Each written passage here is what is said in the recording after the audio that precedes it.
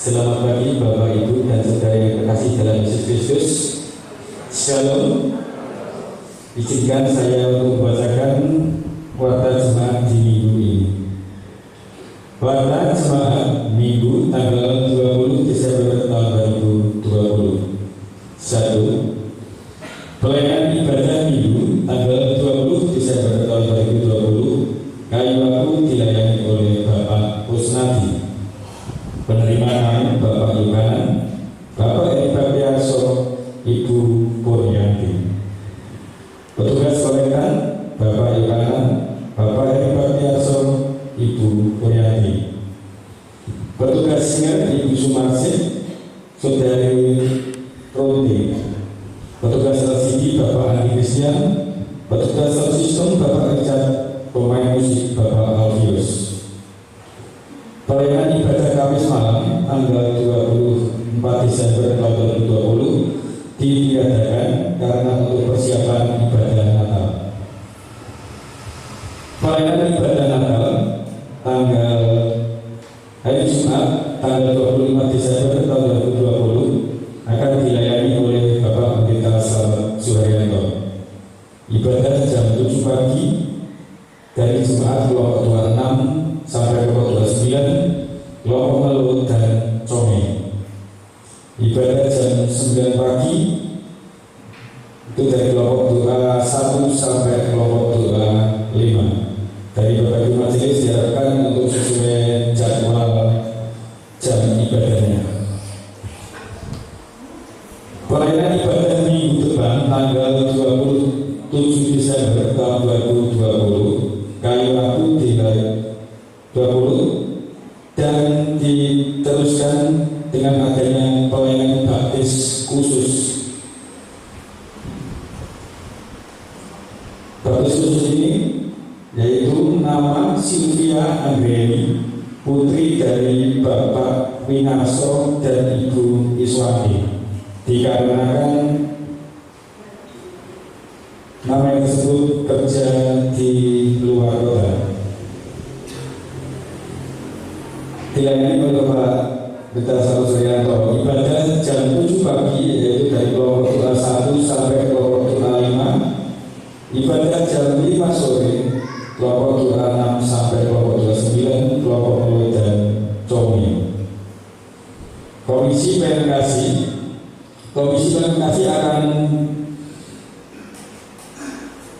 melaksanakan aksi Natal dan nama-nama yang saya akan sebut setelah ibadah diharap kumpul di gereja. Kelompok doa 1 Bapak Suyanto, Ibu Triase, Ibu Sulika, Ibu Tina, Bapak Sunarto, Ibu Nuti, Ibu Tambah, Mbah Kasni.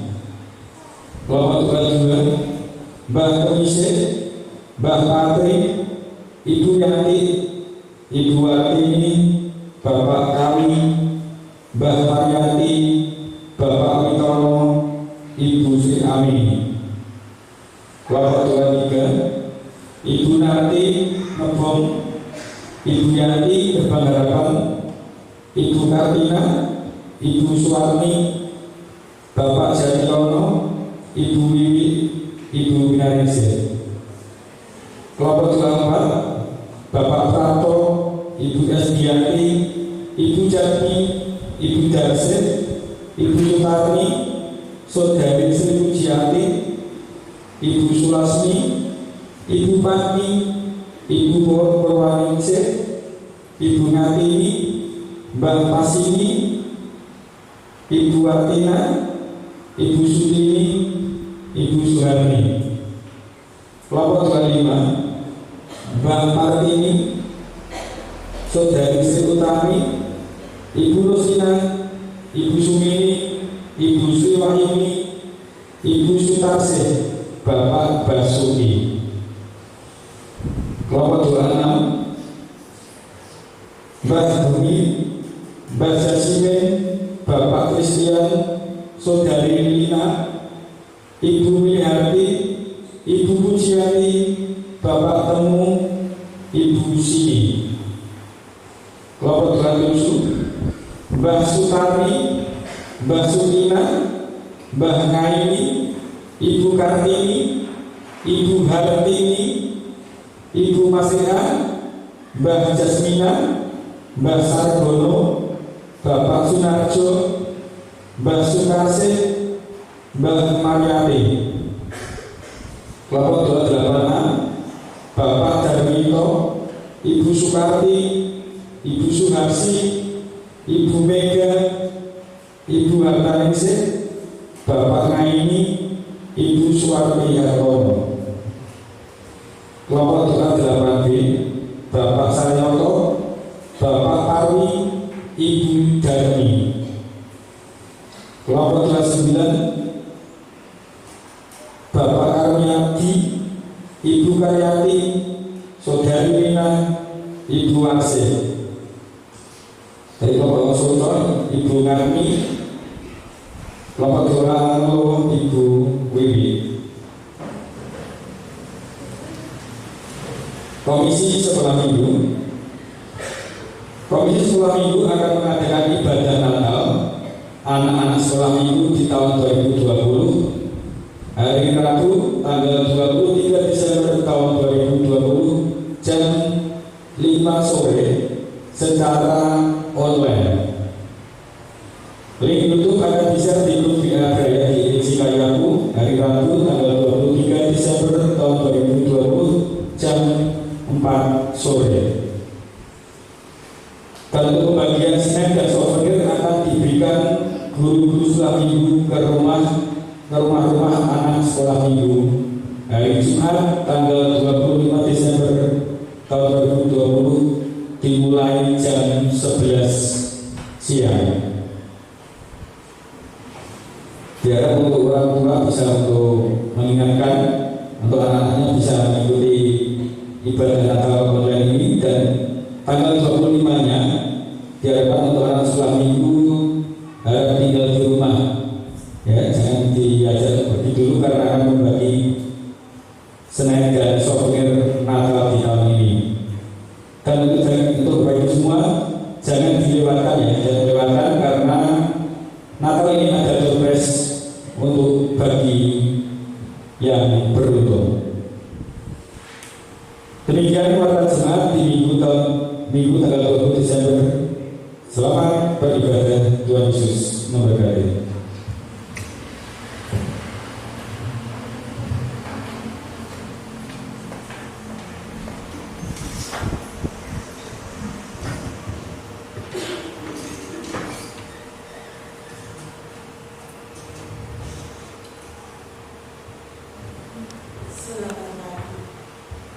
Selamat pagi Bapak Ibu dan saudara yang terkasih dalam Tuhan Yesus Kristus. Mari pada pagi hari ini kita persiapkan hati dan pikiran kita untuk memuji dan memuliakan nama Tuhan. Ibadah pada pagi hari ini kita awali dengan memuji hidup jemaat nomor 112 bait 1 dan 2. Untuk bait yang kedua, jemaat kami persilakan berdiri. Mari kita pujikan.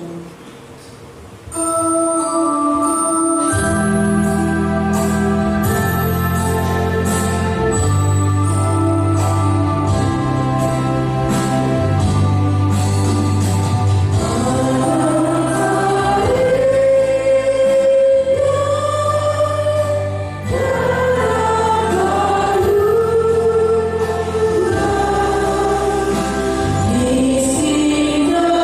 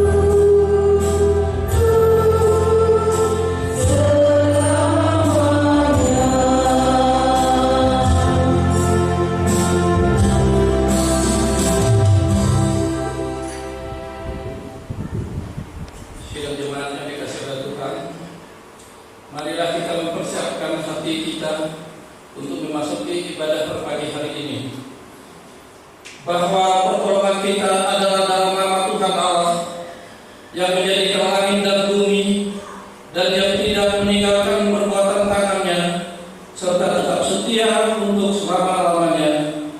Amin.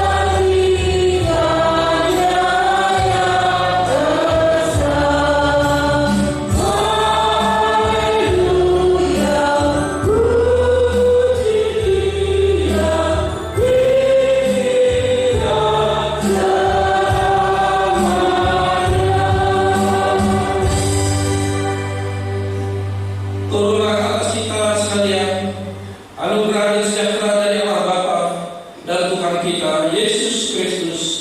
Amin. Jemaat dimohon duduk kembali. Dan jemaat yang dikasihi oleh Tuhan, marilah kita mengagungkan nama Dia. Tuhan adalah gembala kami yang baik, yang selalu memberi dan memberkati kita. Kita akan memuji namanya di dalam Kidung Jemaat nomor 407 bait 1 sampai bait yang ketiga.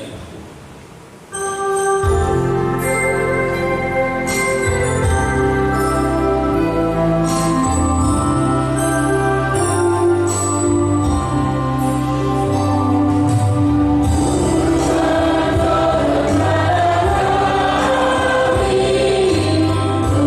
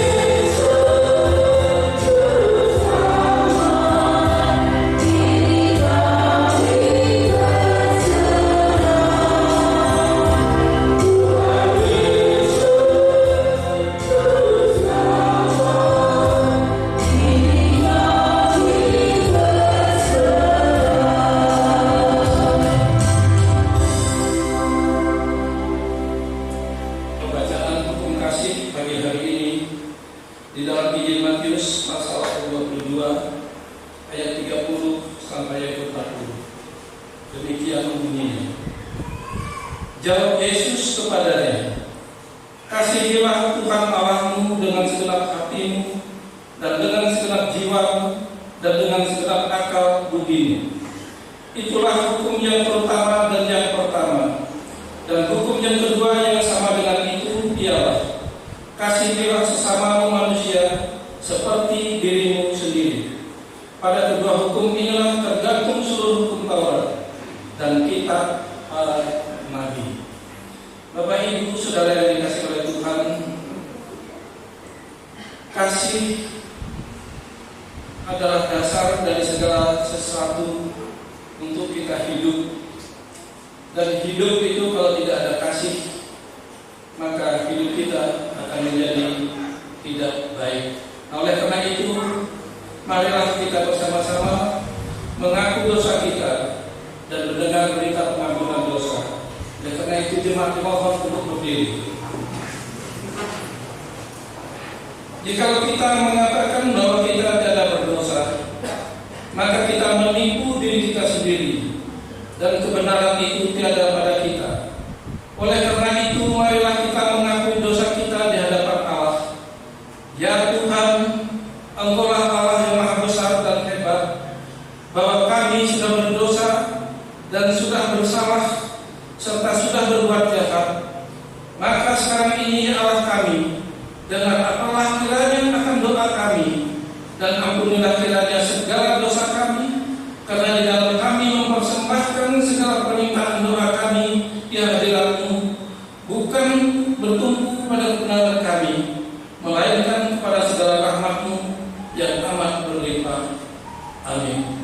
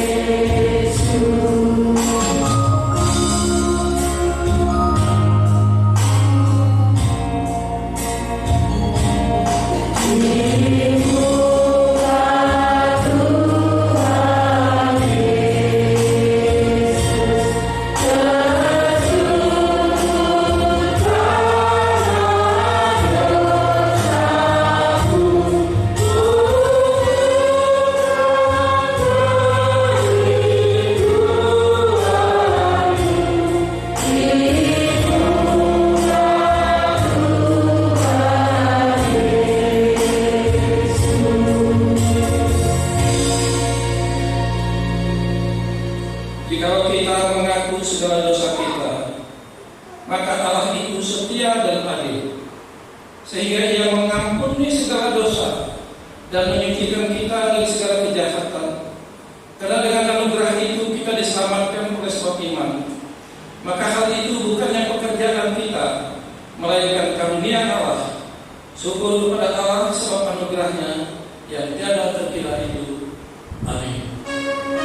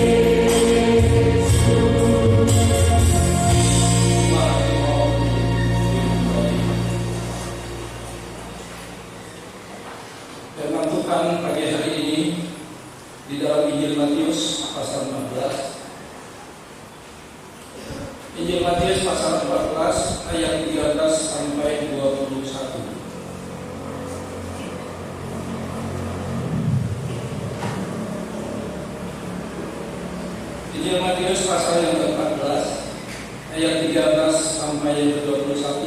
Demikian bunyi firman Tuhan. Yesus memberi makan 5.000 orang. Setelah Yesus mendengar berita itu, menyingkirlah ia dari situ dan hendak mengasingkan diri dengan perahu ke tempat yang sunyi. Tetapi orang banyak mendengarnya dan mengikuti dia dengan mengambil jalan darat dari kota-kota mereka. Ketika Yesus mendarat, ia melihat orang banyak yang besar jumlahnya. Maka tergeraklah hatinya oleh belas kasihan kepada mereka, dan ia menyembuhkan mereka.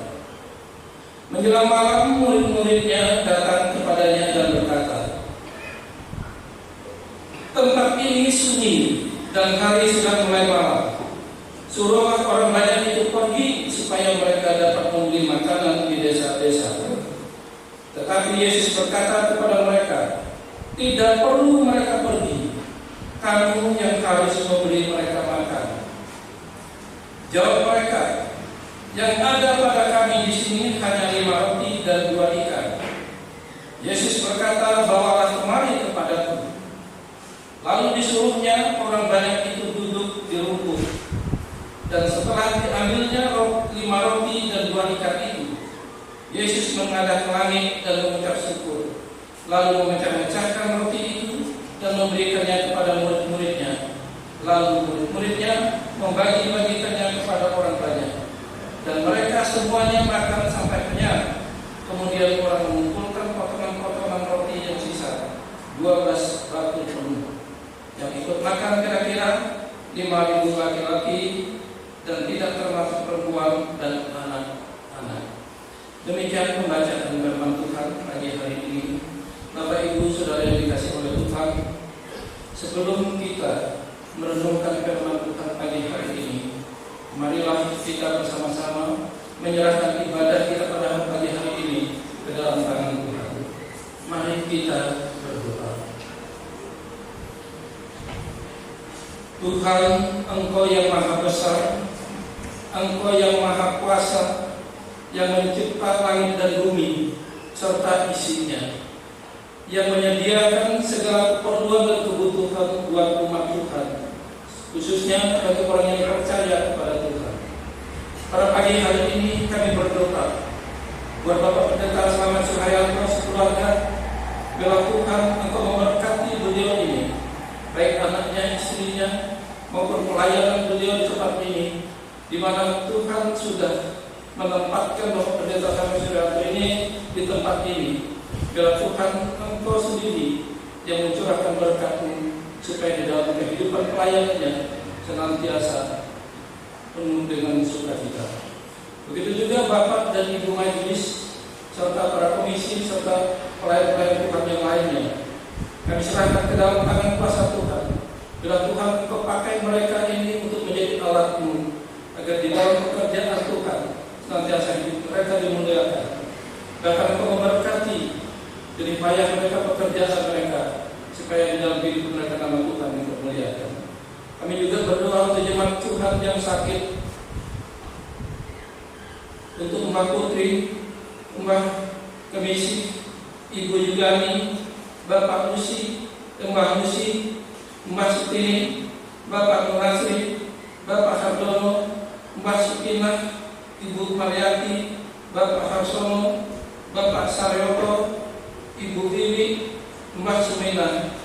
Tuhan, anak-anak-Mu ini semuanya membutuhkan pertolongan Tuhan, baik yang berada di rumah sakit maupun yang sekarang sudah berada di rumah. Tuhan, kiranya Roh Kudus-Mu senantiasa datang menolongi mereka dan menjamah, mengangkat sakit penyakit yang mereka alami, biar mereka boleh disembuhkan oleh Tuhan, supaya hidup mereka senantiasa memuliakan nama Tuhan. Engkau kuatkan, mampukan mereka untuk senantiasa mengenal kasih Tuhan di dalam hidup mereka, sehingga mereka dikuatkan karena Tuhan ada di dalam kehidupan mereka. Begitu juga kami berdoa untuk seluruh sidang jemaat Tuhan yang mengalami masalah, persoalan baik pribadi maupun dalam keluarga. Biarlah Tuhan Engkau sendiri yang melepaskan, Engkau sendiri yang hadir di dalam rumah tangga mereka masing-masing, dan Engkau mencurahkan kasih setia Tuhan, dan Engkau memberkati dengan berkelimpahan di dalam kehidupan mereka, supaya mereka tetap bersuka cita di dalam Tuhan. Itu juga kami berdoa buat anak-anak kami yang masih duduk di bangku sekolah. Kiranya Tuhan Engkau memberi kecerdasan, kepintaran pada anak-anak kami, supaya anak-anak kami dapat belajar dengan baik dan memperoleh nilai hasil yang baik, sehingga nama Tuhan dipermuliakan. Begitu juga untuk yang sudah lulus sekolah yang mencari pekerjaan, kiranya Tuhan Engkau menolong agar mereka dapat memperoleh pekerjaan, sehingga nama Tuhan dipermuliakan di dalam kehidupan mereka masing-masing. Terima kasih ya Tuhan, kami juga berdoa untuk bangsa dan negara kami ini Tuhan. Biarlah Tuhan Engkau sendiri yang memberkati bangsa kami ini. Pemerintahan kami Tuhan Engkau memberkati, baik kesehatan mereka, kekuatan mereka dan kemampuan mereka untuk memimpin bangsa ini, sehingga bangsa ini boleh mendapat keadilan, kedamaian, kebahagiaan dan sukacita. Tolonglah Tuhan Engkau campur tangan ke tengah bangsa kami ini, supaya bangsa kami ini dapat memuliakan Tuhan. Terima kasih Tuhan, kami berdoa juga untuk para dokter, para perawat yang sedang berada di rumah sakit dan merawat para pasien mereka masing-masing. Kiranya Tuhan Engkau campur tangan, Engkau memberi kepada mereka urapan-Mu, kuasa-Mu, agar mereka dapat mengobati orang-orang yang sakit ini bisa sembuh semua. Dan karena itu Tuhan kami persembahkan doa dan permohonan ini dalam tangan kuasa-Mu. Di dalam nama Tuhan Yesus kami berdoa. Amin. Bapak Ibu yang dikasihi oleh Tuhan, kita akan kembali memuji nama Tuhan. Kita akan memberi persembahan, dan kita akan berdoa untuk persembahan yang sudah dikumpulkan dengan pujian nomor 450 bait 1 dan bait 2.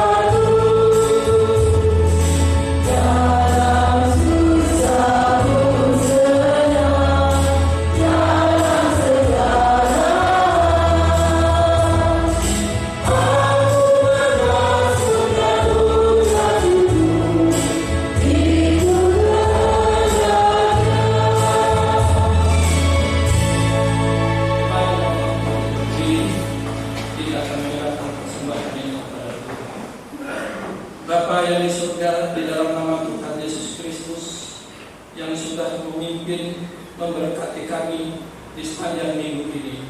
Pada pagi hari ini kami ingin mengembalikan berkat Tuhan yang Tuhan berikan kepada kami. Tangan-tangan yang sudah mengulurkan untuk memberi persembahan pada pagi hari ini, kiranya Tuhan Engkau memberkati dengan berlipat kali ganda. Kesehatan mereka Tuhan Engkau memberkati, pekerjaan mereka juga Tuhan Engkau memberkati.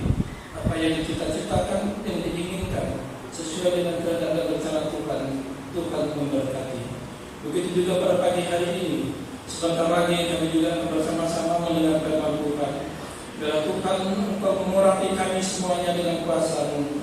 Roh Kudus hadir di dalam hidup kami, membuka hati dan pikiran kami, agar firman yang kami sampaikan pada pagi hari ini menjadi bekal dalam kehidupan kami.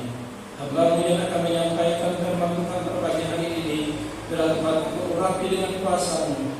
Roh Kudus Engkau tuntun, Engkau beri kata-kata kepada hamba-Mu sesuai dengan kehendak dan rencana-Mu, agar firman Tuhan yang disampaikan pada pagi hari ini menjadi berkat bagi hidup kami. Di dalam nama Tuhan Yesus kami berdoa. Amin. Jemaat dimohon duduk kembali.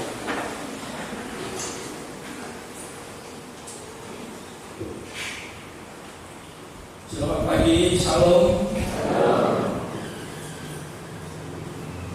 Bapak Ibu yang dikasihi oleh Tuhan, pagi hari ini Tuhan memberi cuaca yang cerah kepada kita, di mana sepanjang malam hujan, dan puji Tuhan pagi hari ini cuaca yang begitu cerah.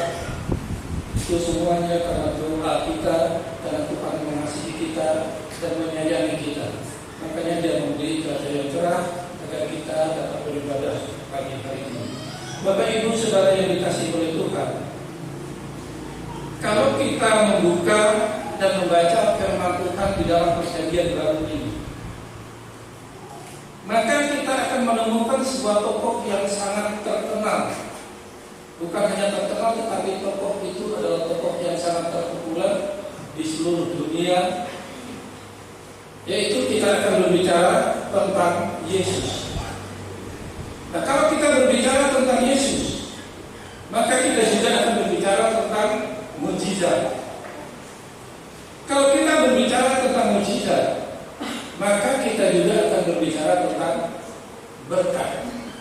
Nah, karena di dalam pembacaan firman Tuhan tadi, Bapak Ibu Saudara yang dikasihi oleh Tuhan, di mana Yesus memberi makan 5.000 orang.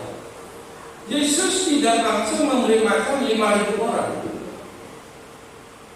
Tetapi kalau kita mengikuti pembacaan tadi dengan sungguh-sungguh, maka ada 3 hal yang Yesus lakukan di situ. Yang pertama, Yesus menyembuhkan orang sakit. Menyembuhkan orang sakit dulu. Lalu yang kedua, Yesus menyembuhkan jiwa, hati, pikiran, dan perasaan orang itu. Yang ketiga, baru Yesus memberi berkat kepada orang banyak itu. Nah, Bapak Ibu yang dikasihi oleh Tuhan, kita melihat kisah tentang Yesus memberi makan 5.000 orang ini. Dimulai ketika murid-muridnya pulang dari pelayanan dan mendengar bahwa Yohanes Pembaptis telah mati dibunuh dengan dipenggal lehernya atas perintah Raja Herodes. Lalu Yesus mendengar berita itu dari murid-muridnya, dan Yesus menyingkir dari tempat itu atau pergi dari tempat itu, mengasingkan diri ke suatu tempat yang sunyi, tempat yang sepi, yang jauh dari keramaian. Nah, lalu apa tujuan Yesus pergi bersama-sama ke-12 muridnya mengasingkan diri, pergi ke tempat yang sepi? Tujuan Yesus pergi mengasingkan diri ke tempat yang sepi itu adalah Dia ingin mendengar kisah atau cerita para murid-muridnya yang baru pulang dari pelayanan itu. Apa-apa yang terjadi ketika mereka melayani Tuhan, dan apa yang mereka perbuat, dan apa yang mereka lakukan di dalam pelayanan itu. Dan Yesus juga ingin mengevaluasi pelayanan para murid-muridnya. Apakah pelayanan itu betul-betul melayani Tuhan, atau ada motivasi yang lain? Yesus juga ingin membakar semangat para murid-muridnya itu, karena berita tentang Yohanes Pembaptis sudah mati dibunuh. Dengan cara apa? Yesus ingin agar murid-muridnya itu tetap semangat melayani Tuhan, sekalipun Yohanes Pembaptis sudah mati dibunuh. Yesus ingin agar murid-muridnya itu tetap semangat melayani Tuhan. Yesus ingin agar murid-muridnya itu tetap melayani Tuhan saudara tidak boleh takut, tidak boleh ngotot. Karena ini adalah pelayanan. Nah, Bapak Ibu Saudara dikasih oleh Tuhan, ada orang yang melayani Tuhan ketika temannya sudah meninggal, dia menjadi ciut, dia menjadi takut. Beberapa tahun yang lalu saya sudah pernah menyampaikan firman Tuhan bahwa waktu saya melayani di Sumatera Barat dulu, saya punya teman, saya masih ingat namanya Timotius Darno. Dia itu mati di gunung dan mayatnya itu dikubur di pantai di Timus Gunung Pasir. Saudara dikasih oleh Tuhan 3 hari mayatnya baru ketemu. Nah, kita tahu kalau mayatnya dan 3 hari baru ketemu, tangan dan kakinya terangkat di atas diri, ya, karena seluruh badannya sudah membengkak. Nah, tetapi kami yang melayani itu tidak pernah patah semangat, tidak pernah takut, karena kami tahu bahwa Tuhan ada bersama-sama dengan kami. Dan bukan hanya itu, Bapak Ibu dikasih oleh Tuhan, kami juga diundang. Pada saat itu kami ada 4 orang dari Wonogiri 1 yang namanya Thomas, dari Solo 1 saya lupa, yang 1 itu dari Jakarta, yang dari Jakarta Osial namanya. Nah, kami berempat ini diundang saudaraku untuk makan, ya, untuk makan bersama. Nah, yang mengundang ini tentunya mempersiapkan makanan kecil, makanan nasi dipersiapkan. Nah, sebelum makan nasi, makan besar, orang berkata, kita makan yang kecil dulu, makan roti, minum teh. Nah, Bapak Ibu dikasih oleh Tuhan, ketika pada saat itu saya mengambil gelas, mau minum teh, teman-teman saya sudah minum, saya terakhir mengambil gelas. Tetapi gelas ini sebelum saya ambil, belum saya sentuh, baru begini, gelas itu ternyata pecah. Saudara, dalam pikir saya itu saya sangat tahu kenapa kok gelas itu bisa pecah. Saya bilang dengan teman-teman saya, saya ini kok malu-malu ini. Kenapa? Gelas ini belum saya sentuh kok sudah pecah. Nah, Bapak Ibu dikasih oleh Tuhan, saya tidak tahu apakah ada sesuatu di dalam gelas itu atau tidak. Sampai saat ini saya tidak tahu. Tetapi ketika saya ngomong dengan teman-teman saya, wah itu katanya ada sesuatu di dalamnya. Nah, saudara dikasih oleh Tuhan, ternyata sesuatu itu kalau kita tidak tahu, ternyata bisa menyelamatkan kita. Tetapi kalau kita tahu, kita paksa mengambil lalu kita nikmati sesuatu itu, artinya itu kita memperbaiki Tuhan. Nah, pada saat ini saudara dikasih oleh Tuhan, kita masih berada di dalam COVID-19 yang sampai hari ini juga belum mati.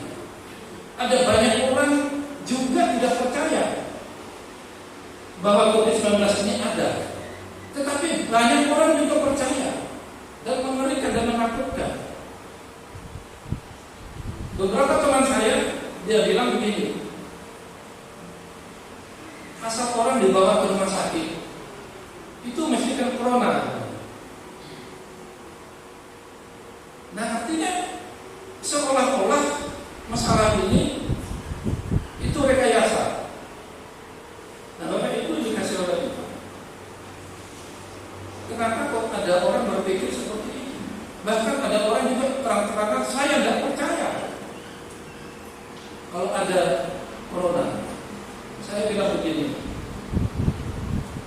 kamu mungkin tidak percaya karena kamu belum mengalami, tetapi bagi orang yang sudah mengalami, penyakit seperti ini adalah penyakit yang sangat mengerikan dan sangat menakutkan. Kenapa? Kalau kena penyakit ini, maka engkau akan terisolir, tidak ada satupun orang yang datang kepadamu.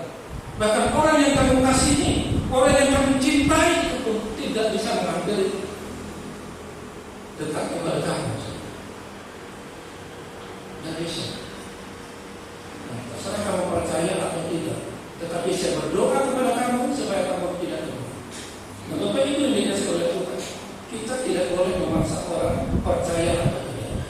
pagi hari ini kita melihat kebenaran firman Tuhan. Yesus pergi ke suatu tempat yang sunyi, ternyata sudah diketahui oleh orang banyak yang jumlahnya sangat besar. Dan Yesus pergi ke tempat yang sunyi, menyepi bersama-sama dengan muridnya dengan cara menaik perahu. Naik perahu bersama-sama dengan murid. Ketika Yesus sampai di tempat di mana Yesus berada, ternyata orang banyak yang jumlahnya sangat besar sudah menunggu dia, sudah menunggu Yesus. Ketika Yesus melihat orang banyak dan jumlahnya sangat besar itu, dia melihat orang itu membawa sakit penyakit, berbagai macam penyakit. Hati pikiran mereka itu juga dipenuhi oleh persoalan, oleh permasalahan, sehingga itulah yang menimbulkan mereka sakit. Nah, Bapak Ibu Saudara yang dikasih oleh Tuhan, untuk memperoleh belas kasihan Tuhan, dikatakan oleh firman Tuhan tadi, karena Tuhan mempunyai belas kasihan, maka Dia menyembuhkan orang yang sakit itu. Nah, untuk memperoleh belas kasihan Tuhan, belas kasihan di dalam bahasa Yunani itu adalah elios. Elios itu yang diartikan hati yang penuh rasa iba. Jadi Yesus ketika melihat orang sakit, hatinya penuh rasa iba. Rasa iba itu adalah perasaan yang sangat dalam, yang selalu ingin menolong orang, yang selalu ingin menolong supaya orang itu cepat selesai dari masalahnya. Itulah rasa hati yang iba. Nah, untuk memperoleh belas kasihan Tuhan atau hati yang penuh rasa iba itu, yang pertama harus mengikut Yesus. Harus mengikut Yesus. Saya akan membaca di dalam ayat yang ke-13 bagian B. Tetapi orang banyak mendengarnya dan mengikuti Dia. Orang banyak mendengar Tuhan Yesus mau pergi, mau mengasingkan diri, mau bersama-sama dengan murid-muridnya ke tempat yang sunyi. Orang banyak ini mengikut Dia. Artinya pertama kali kalau kita mau memperoleh belas kasihan Tuhan, maka kita harus mengikuti Tuhan. Kata mengikuti, kita melihat di dalam Matius pasal yang ke-8, itu ada hal mengikut Yesus. Di dalam Injil Matius pasal yang ke-8, dimulai ayat yang ke-19. Demikian bunyinya. Lalu datanglah seorang ahli Taurat dan berkata kepadanya, ahli Taurat berkata kepada Yesus, Guru, aku akan mengikuti engkau kemana saja engkau pergi. Kemana saja engkau pergi, aku akan mengikuti engkau. Nah, Bapak Ibu yang Tuhan kasih, ini adalah sebuah keputusan yang sangat luar biasa, yang sangat berani mengambil keputusan. Kemana saja engkau pergi, aku akan ikut. Kita tahu ahli Taurat adalah orang yang cerdas, orang yang pintar. Kalau dia nggak cerdas, nggak pintar, nggak disebut ahli Taurat. Namanya ahli itu orang sudah menempuh ilmu, orang sudah menempuh pendidikan, punya gelar ahli Taurat. Tetapi dia berani mengambil keputusan untuk mengikuti Yesus kemana saja Yesus pergi. Di dalam ayat yang ke-20, Yesus berkata kepadanya, serigala mempunyai liang dan burung mempunyai sarang, tetapi anak manusia tidak mempunyai tempat untuk meletakkan kepala. Anak manusia pun tidak punya tempat untuk meletakkan kepala. Nah, saudara yang dikasih oleh Tuhan, apakah ahli Taurat ini yang sudah mengambil keputusan untuk mengikuti Yesus kemana saja Yesus pergi, dia ikut atau tidak? Karena pernyataan yang disampaikan oleh Tuhan Yesus, anak manusia tidak punya tempat untuk meletakkan kepala. Artinya seorang pelayan Tuhan itu tidak ada tempat untuk beristirahat, tidak ada tempat untuk tidur, tidak ada tempat untuk diam. Artinya melayang terus. Nah, Bapak Pendeta kita yang melayani tempat ini, mereka melayani Tuhan. Lalu apa artinya bahwa tidak ada tempat untuk meletakkan kepala? Artinya saudara, pelayan Tuhan itu memikirkan umatnya, memikirkan jemaatnya setiap saat, setiap waktu. Paling tidak di dalam hidupnya dia mengatakan kepada Tuhan agar Tuhan memberi kekuatan kepadanya.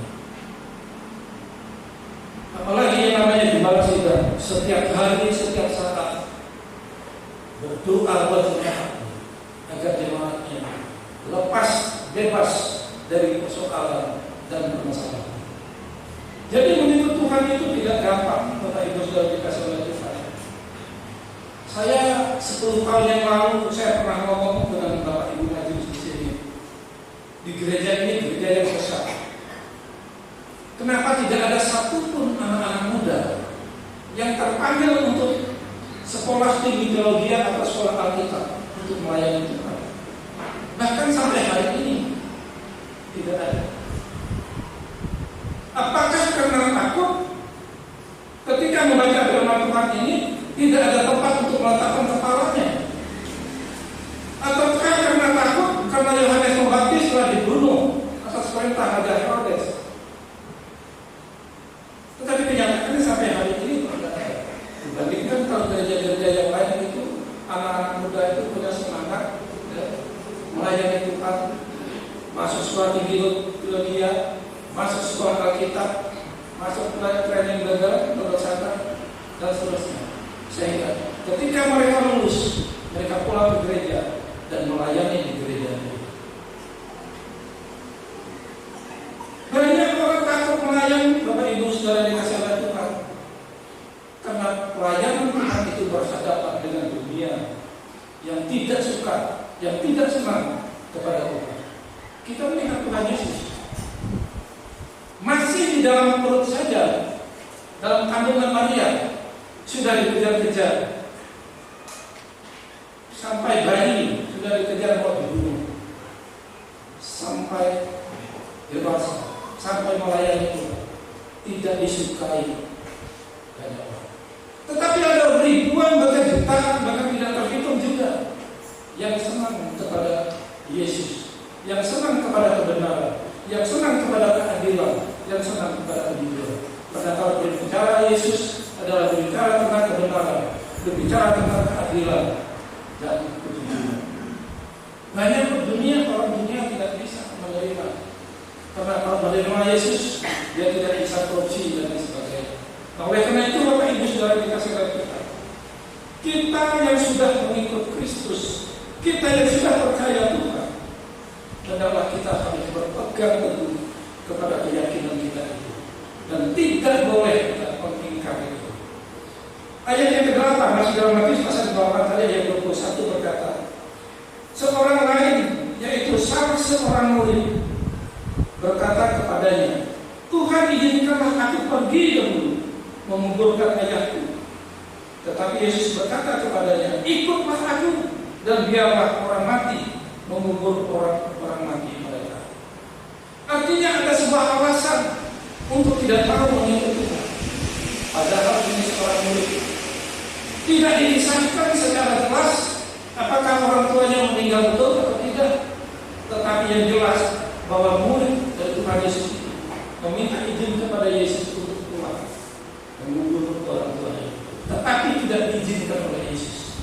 Nah, Yesus tahu di dalam hidupnya, dalam pikirannya, bahwa dia ingin melarikan diri untuk meninggalkan pelayanan. Nah, Bapak Ibu yang dikasih oleh Tuhan, itulah yang pertama. Kalau ingin memperoleh belas kasihan Tuhan atau hati yang penuh rasa iba, yang pertama harus mengikut Yesus. Yang kedua apa tujuan mengikut Yesus? Apa tujuan mengikut Yesus? Orang banyak yang jumlahnya sangat besar. Di dalam ayat 14 berkata, ketika Yesus mendarat, ia melihat orang banyak yang besar jumlahnya, maka tergeraklah hatinya oleh belas kasihan kepada mereka, dan ia menyembuhkan mereka yang sakit. Nah, tujuan orang banyak itu yang jumlahnya sangat besar adalah ingin memperoleh jamaah Tuhan, ingin memperoleh kesembuhan dari Tuhan. Orang kalau nggak ada tujuan, dia nggak mau. Untuk apa mengikut orang nggak ada tujuan? Nah, begitu juga sebuah organisasi, didirikan sebuah organisasi, kita masuk sebuah organisasi, pasti setiap orang masuk di situ masih ada tujuan. Tak ingin jadi ketua, tak ingin jadi wakil, tak ingin jadi sekali bendahara dan lain sebagainya, tak ingin mencalonkan diri jadi seorang pemimpin. Itu tujuannya. Begitu juga tujuan mengikut Yesus adalah ingin supaya disembuhkan. Nah, Bapak Ibu dalam kasih Tuhan, di dalam diri manusia ini ada 3 hal penting yang harus kita ingat.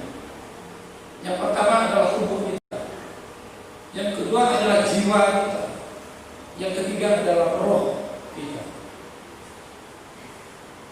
Nah, kalau Yesus menyembuhkan langsung, menyembuhkan penyakit orang itu, maka orang yang sembuh itu belum tentu kembali ke Yesus. Kita tahu kisah 10 orang kusta. 10 orang kusta itu berteriak memanggil nama Tuhan, Yesus tolong kami. Disahkan di dalam kisah itu bahwa 10 orang kusta itu disembuhkan oleh Tuhan. Saudara tahu ada berapa yang mengikut Tuhan?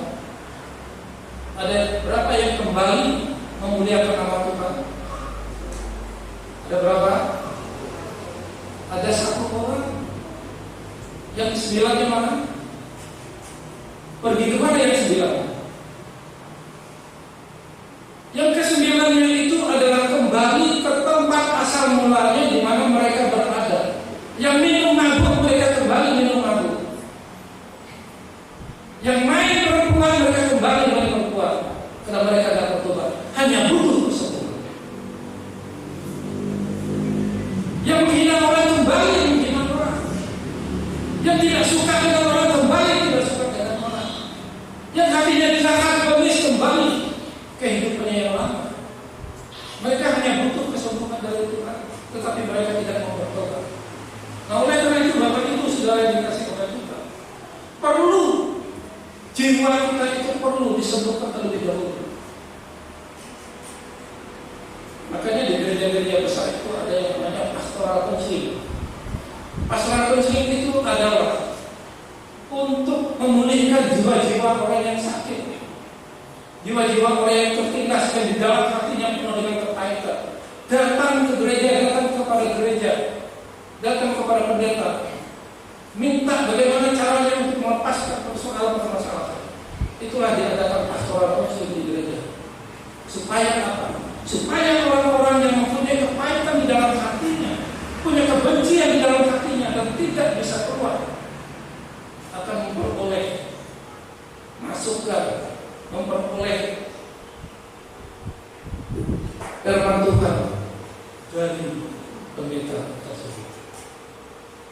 Lalu hatinya yang menampung segala persoalan permasalahan yang membuat dia itu benci kepada orang lain.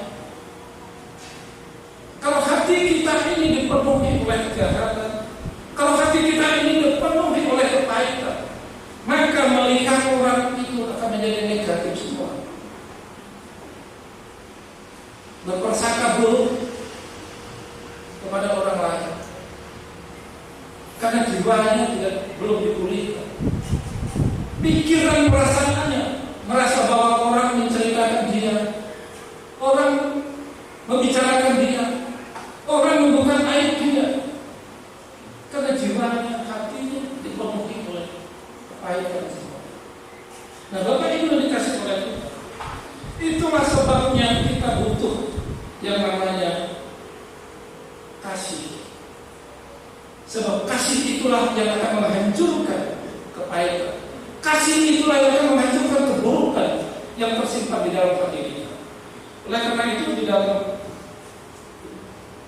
Injil Matius pasal 22 yang ke-30 tadi berkata, 37, jawab Yesus kepadanya, kasihilah Tuhan Allahmu dengan segenap hatimu dan dengan segenap jiwamu dan dengan segenap akal budimu.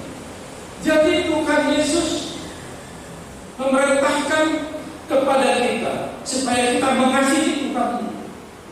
Hati kita, tubuh kita, jiwa kita, roh kita persembahkan kepada Tuhan.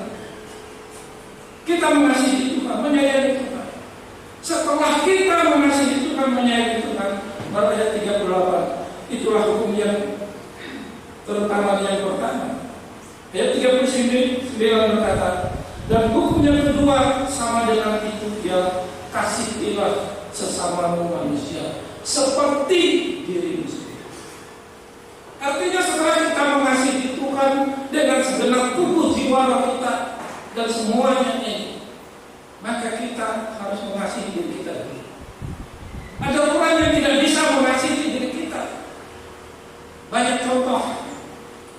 Orang pejudi, pemabuk, tidurnya di sembarangan tempat. Itu dia tidak mengasihi dirinya.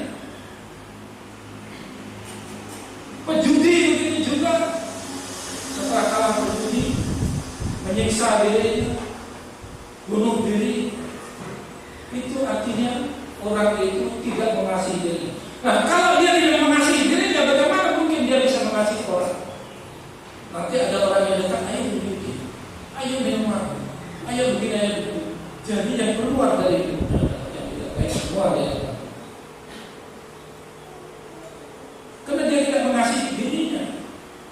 Nah, oleh karena itu Tuhan berkata, kasihilah dirimu sendiri dulu, pelihara dirimu sendiri dulu, berpakaian yang bersih, tidur yang nyenyak, di tempat yang indah, jangan main judi, jangan mencuri dan lain sebagainya.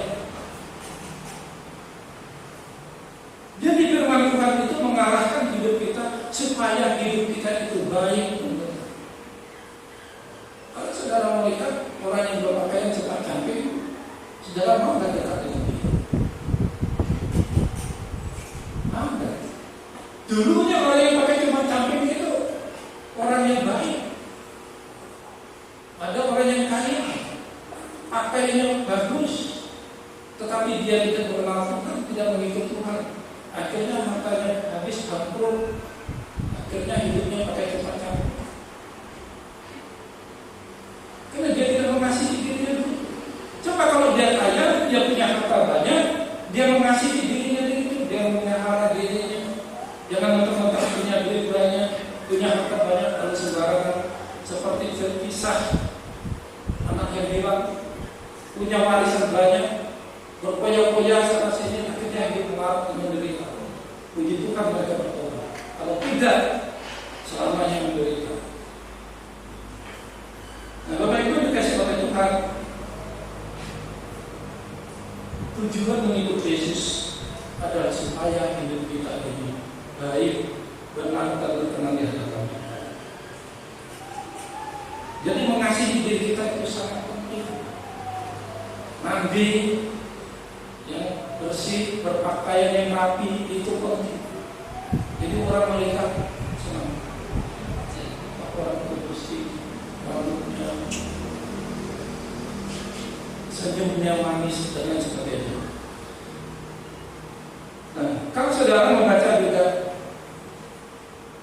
1 Korintus pasal 13 mulai ayat yang ke-4 ini. Orang yang ada kasihnya dari Tuhan, orang yang mengasihi dirinya, dan orang yang mengasihi orang lain. Nah, dikatakan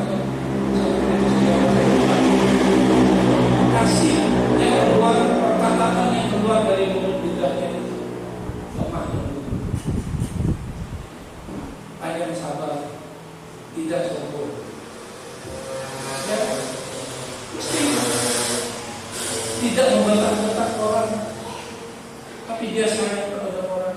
kasih kepada orang. Kasih itu kan lemah lembut. Kasih itu sabar, murah hati, tidak sombong dan seterusnya. Kita nanti kalau sudah baca di rumah. Itu yang kedua. Lalu yang ketiga adalah menuruti firman Tuhan. Kata orang bilang itu manut firman Tuhan atau manut Gusti. Dikatakan di dalam Injil Matius pasal yang ke-14 ayat yang ke-19 begini. Lalu disuruhnya orang banyak itu duduk di rumput. Ya, ini firman Tuhan yang berkata, bukan Yesus yang berkata. Orang yang banyak tadi tidak mau pulang. Pengen dengar firman Tuhan terus.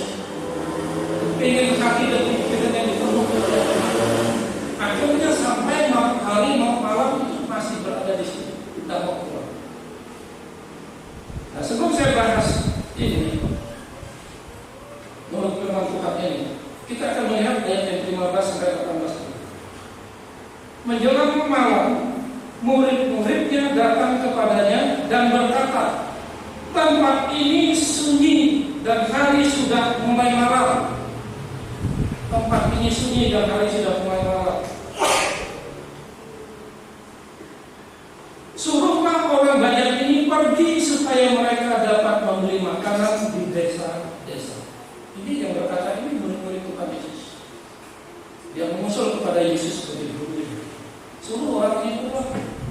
Karena tempat ini sepi, tidak ada warung. Supaya mereka pulang itu bisa membeli makanan di desa-desa. Tetapi apa yang dikatakan oleh Tuhan? Yesus berkata kepada mereka, tidak perlu mereka pergi, kamu harus memberi mereka makan. Saudara, murid-muridnya itu semakin bingung. Memberi makan pakai apa? Tempat ini jauh sepi dari pasar. Tidak ada. Jawab mereka, yang ada pada kami di sini hanya 5 roti dan 2 ikan, guru. 5 roti 2 ikan, tidak lebih daripada itu. Dan 5 roti 2 ikan itu untuk makanan malam ke-12 muridnya, ditambah gurunya 1, 13, juga tidak cukup. Ya biasanya guru atau pemimpin itu istimewa. Mungkin Yesus dikasih 1 roti 1 ikan, 4 roti 1 ikan itu untuk 12 muridnya. Mungkin begitu. Biasanya kan begitu. Seorang murid yang baik, yang sayang kepada gurunya, ya. Mungkin perencanaannya seperti itu. Nah, Yesus berkata, bawalah kemari kepadaku. Jadi 5 roti 2 ikan ini Yesus minta, bawa rotinya sama ikannya kepadaku, kata Yesus. Lalu berada di dalam genggaman Yesus, dipegang oleh Yesus 5 roti 2 ikan. Baru ayat yang 19 berkata, lalu disuruhnya adalah Tuhan Yesus memerintahkan supaya orang banyak itu duduk di rumput. Nah, Bapak Ibu yang dikasih oleh Tuhan, kalau orang tidak dipenuhi oleh firman Tuhan hidupnya, hati pikirnya, perasaannya, jiwa roh tubuhnya, apakah mau dia duduk di atas rumput? Halo? Mana? Oh, saya aja pikir duduk di atas rumput. Nah, apalagi di rumahku ada sofa yang empuk, masa di sini aku suruh duduk di atas rumput. Tempat tidurku ada kasur yang spring bed yang mahal harganya. Masa di sini aku disuruh duduk di atas rumput? Tetapi karena mereka sudah dipenuhi oleh firman Tuhan di dalam hidup, maka mereka menurut. Saya yakin dan percaya kalau mereka tidak nurut apa yang dikatakan oleh Tuhan Yesus, duduk di atas rumput, maka mujizat 5 roti dan 2 ikan itu tidak pernah akan bisa terjadi. Saya yakin. Tetapi karena mereka nurut firman Tuhan, nurut perkataan Tuhan,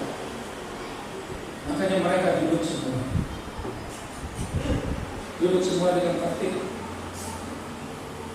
Lalu yang selanjutnya, dan setelah diambilnya 5 roti dan 2 ikan itu, firman Tuhan berkata apa? Yesus menengadah ke langit dan mengucap berkat. Artinya apa Bapak Ibu? Orang yang banyak itu disuruh duduk ketika itu, lalu Yesus mengambil 5 roti dan 2 ikan itu, lalu menengadah ke langit dan mengucap berkat. Artinya apa? Yesus ingin mengajak mereka berdoa. Orang-orang yang duduk di rumput itu yang sudah dipenuhi oleh firman Tuhan, yang sudah disembuhkan dari sakit penyakit mereka. Yesus ingin mengucap syukur dan mengajak semua orang yang duduk itu untuk mengucap syukur kepada Tuhan. Ikut dan berdoa. Mereka ikut semua. Ikut berdoa dengan Tuhan. Artinya apa Bapak Ibu dikasih oleh Tuhan juga ingin mengajarkan kepada kita agar kita mengucap syukur kepada Tuhan. Tuhan aja yang Tuhan mengucap syukur. Masa kita akan mengucap syukur. Setelah dia mengucap syukur, mengucapkan berkat kepada Tuhan, lalu 5 roti dan 2 ikan ini dia bagi-bagikan. Dia potong-potong dan pecahkan. Lalu dia berikan kepada murid-muridnya untuk dibagikan kepada orang banyak. Nah, murid-muridnya juga mengikuti perintah gurunya. Dia ambilnya roti itu lalu diberikan kepada orang banyak. Saudara, kalau saya jadi murid Yesus, apa benar roti yang kecil-kecilnya yang dipecah-pecah ini kok dibagi-bagi kok bisa cukup? Nalar manusia, profesor, doktor, insinyur kayak apapun tidak pernah nyampe berpikir seperti itu. Bahkan saya pernah membaca buku menyelidiki 5 roti 2 ikan ini. Orang-orang pintar, profesor, doktor tidak nyampe, tidak ketemu. Kok bisa 5 roti 2 ikan memberi makan 5.000 orang, belum perempuan dan anak-anak. Tetapi inilah kuasa Tuhan. Inilah belas kasihan Tuhan kepada orang-orang yang mau menuruti firman, yang mau duduk di atas rumput tadi, yang mau berkorban duduk di atas rumput tadi, sekalipun di rumahnya duduk di atas sofa yang enak yang empuk. Dia rela meninggalkan sofa yang empuk itu, mau merendahkan diri dan duduk di tanah yang berrumput. Lalu Tuhan memberkati sehingga mereka makan semuanya dengan kenyang, dan orang mengambilkan potong-potong itu, sisanya 12 raku, belum termasuk perempuan dan anak. Nah, Bapak Ibu dikasih oleh Tuhan, kita melihat arti dari lebih 12 bakul itu. Apa artinya? Artinya 12 bakul yang sisa itu yang lebih itu. Artinya berkat Tuhan itu tidak pernah hilang. Berkat Tuhan itu mengalir terus-menerus. Berapapun orang yang ada di situ, kehadiran orang yang ada di situ berapapun, bukan hanya 5.000. Berkat Tuhan yang Tuhan berikan itu bukan terbatas kepada 5.000, tetapi lebih mungkin 10.000, 20.000 dan seterusnya. Tetap lagi. Itulah berkat Tuhan kepada orang yang mau taat kepada Tuhan, yang mau menuruti firman. Amin. Mari kita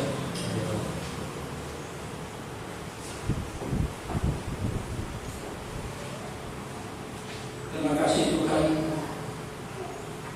firman-Mu sudah disampaikan pada pagi hari ini. Kiranya Tuhan Engkau tanamkan firman-Mu di dalam hidup kami. Hati, pikiran kami, perasaan kami dipenuhi oleh firman-Mu Tuhan, agar hidup kami senantiasa berkenan kepada Tuhan. Kami datang kepada Tuhan bukan hanya meminta kesembuhan, Kami datang kepada Tuhan bukan hanya minta berkat, tetapi kami datang kepada Tuhan untuk dipenuhi oleh firman Tuhan, untuk dipenuhi oleh firman Tuhan, dan disembuhkan dari sakit penyakit, dan memperoleh berkat yang tidak terhingga. Bapa yang di surga, dikuduskanlah nama-Mu, datanglah kerajaan-Mu, jadilah kehendak-Mu di bumi seperti di surga. Berikanlah kami pada hari ini makanan kami yang secukupnya, dan ampunilah kami akan kesalahan kami, seperti kami juga mengampuni orang yang bersalah kepada kami. Dan janganlah bawa kami ke dalam pencobaan, tetapi lepaskanlah kami daripada yang jahat. Karena Engkau-lah yang punya kerajaan dan kuasa dan kemuliaan sampai selama-lamanya. Amin.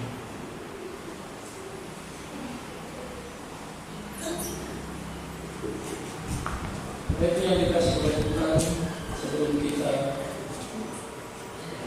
memuji nama Tuhan, mari bersama-sama kita mengucapkan pengakuan iman rasuli. Jemaat imam berdiri kepada petugas.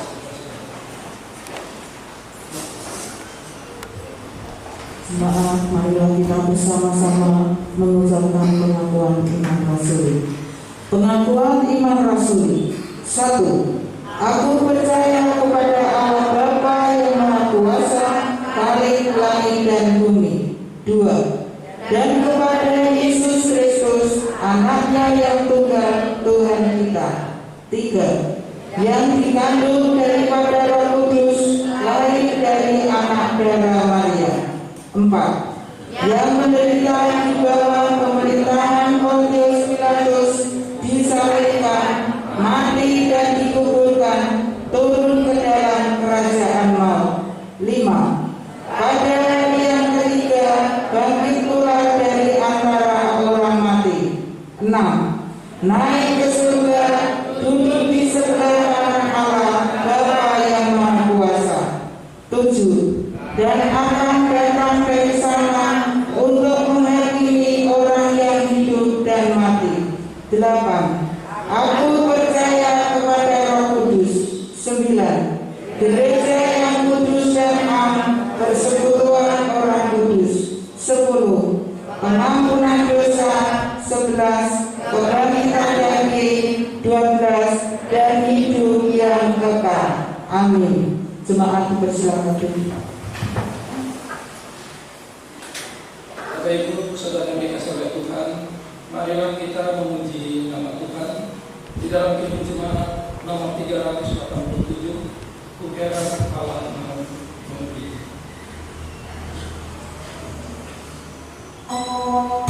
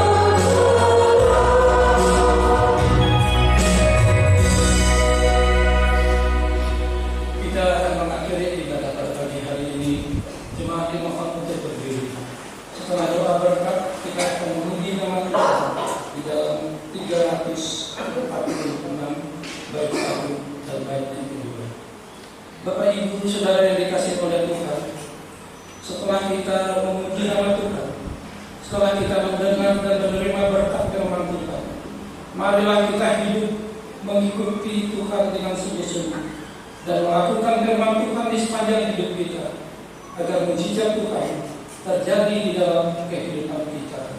Pulanglah dengan sejahtera dan terimalah berkat Tuhan, maka anugerah Tuhan Yesus dan kasih Allah serta persekutuan Roh Kudus kiranya menyertai saudara sekalian pagi ini sampai selama-lamanya. Amin.